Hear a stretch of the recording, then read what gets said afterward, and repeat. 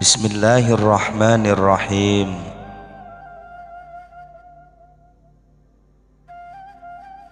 Al-maqam adalah sebuah istilah dunia sufistik yang menunjukkan arti tentang suatu nilai etika yang akan diperjuangkan dan diwujudkan oleh seorang salik atau seorang hamba perambah kebenaran spiritual dalam praktek ibadah,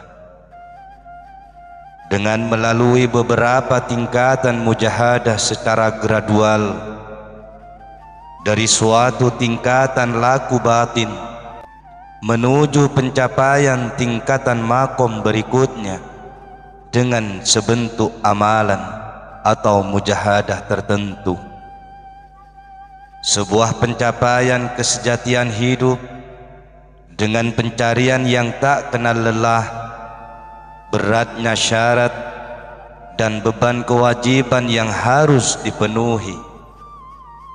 Ketika itu, seseorang yang sedang menduduki atau memperjuangkan untuk menduduki sebuah makom atau proses pencarian harus menegakkan nilai-nilai yang terkandung dalam makom yang sedang dikuasainya. Karena itu, dia akan selalu sibuk dengan berbagai riyadhah. Seseorang tidak akan mencapai suatu makom dari makom sebelumnya selama dia belum memenuhi ketentuan-ketentuan, hukum-hukum dan syarat-syarat makom yang hendak dilangkahinya atau yang sedang ditingkatkannya. Orang yang belum mampu bersikap qanaah atau makom qanaah, yaitu kondisi batin yang puas atas pemberian Allah meski amat kecil, sikap pasrahnya tawakal atau makom tawakal, tidak sah. Orang yang belum mampu berpasrah diri pada Tuhan, penyerahan totalitas dirinya atau kemuslimannya tidak sah. Orang yang belum taubat, penyesalannya tidak sah. Dan orang yang belum wira'i, sikap hati-hati dalam penerapan hukum, kezuhudannya tidak sah. Berarti makom zuhud umpamanya tidak mungkin tercapai sebelum pelakunya itu sudah mewujudkan sikap wira'i atau makom wira'i. Makom arti yang dimaksud adalah penegakan atau aktualisasi suatu nilai moral, sebagaimana al-madkhal atau tempat masuk. Penunjukan artinya memusat pada makna proses pemasukan, dan al-makhraj atau tempat keluar mengacu pada arti proses pengeluaran. Karena itu, keberadaan makom seseorang tidak dianggap sah kecuali dengan penyaksian kehadiran Allah secara khusus dalam nilai makom yang diaktualkannya. Mengingat sahnya suatu bangunan pemerintah, Tuhan hanya berdiri di atas dasar yang sah pula. Saya pernah mendengar Asy-Syaikh Abu Ali Ad-Daqaq, semoga Allah merahmatinya, berkata, ketika Al-Wasiti memasuki kota Naisabur, dia bertanya pada para pengikut Abu Uthman, apa yang diperintahkan guru kalian? Beliau memerintahkan kami supaya berpegang teguh pada sikap taat dan selalu memandangnya kurang, atau meski sudah bersikap taat secara optimal.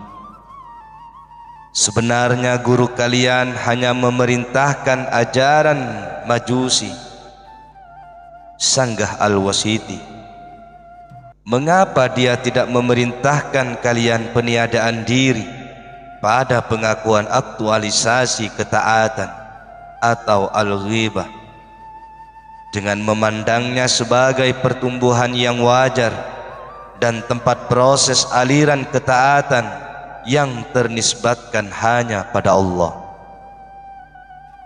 Sesungguhnya maksud Al-Wasiti berbicara demikian adalah untuk menjaga mereka dari sikap heran pada dirinya sendiri, karena sudah merasa menjalankan nilai-nilai ketaatan, yaitu ujub dalam ibadah, supaya tidak tenggelam dalam perasaan selalu kurang atau membiarkan gangguan kelembutan etika ibadah tetap berjalan. Itu adalah peniadaan diri dengan pengadaan diri Allah dalam segala aktivitas. Al-hal atau hal, keadaan, menurut kaum sufi adalah makna, nilai atau rasa yang hadir dalam hati secara otomatis tanpa unsur kesengajaan, upaya, latihan, dan pemaksaan, seperti rasa gembira, sedih, lapang, sempit, rindu, gelisah, takut, gemetar, dan lain-lainnya. Keadaan-keadaan tersebut merupakan pemberian, sedangkan makom adalah hasil usaha. Hal atau keadaan datang dari yang ada dengan sendirinya, sementara makom terjadi karena pencurahan perjuangan yang terus-menerus. Pemilik makom memungkinkan menduduki makomnya secara konstan, sementara pemilik hal sering mengalami naik turun atau berubah-ubah keadaan hatinya. Salah seorang guru sufi berkata, hal ibarat kilat. Jika hal itu tetap, maka dia menjadi suara hati. Para guru sufi menyatakan bahwa hal, sebagaimana namanya, menunjukkan arti tentang sesuatu, rasa, nilai, getaran yang menguasai hati kemudian hilang. Seandainya hal tidak menguasai hati, maka dia tidak dinamakan hal. Setiap yang bersifat keadaan atau hal, maka dia pasti hilang atau bergeser. Lihatlah bayang-bayang, ketika sesuatu berhenti, dia selalu menjadikannya berkurang ketika sesuatu itu memanjang. Sementara kaum lain memberi isyarat tentang ketetapan dan kestabilan hal. Mereka mengatakan, sesungguhnya hal ketika tidak bersifat tetap dan berturut-turut, maka dia disebut kilasan cahaya. Pemiliknya tidak sampai pada hal. Ketika sifat itu menjadi kesenantiasaan, maka dia dinamakan hal. Sedangkan Abu Uthman Al-Hariri berpendapat bahwa apa yang didirikan Allah kepadaku dalam suatu hal, lalu aku tidak menyukainya, maka itu menunjukkan adanya kesenantiasaan ridho, sementara ridho termasuk jumlah hal. Dalam hal ini perlu dikatakan adalah seseorang yang apabila menunjukkan adanya ketetapan hal, maka benar apa yang dikatakannya, maknanya atau kandungan hal, menjadi minumannya, sehingga dia terdidik dalam makna tersebut.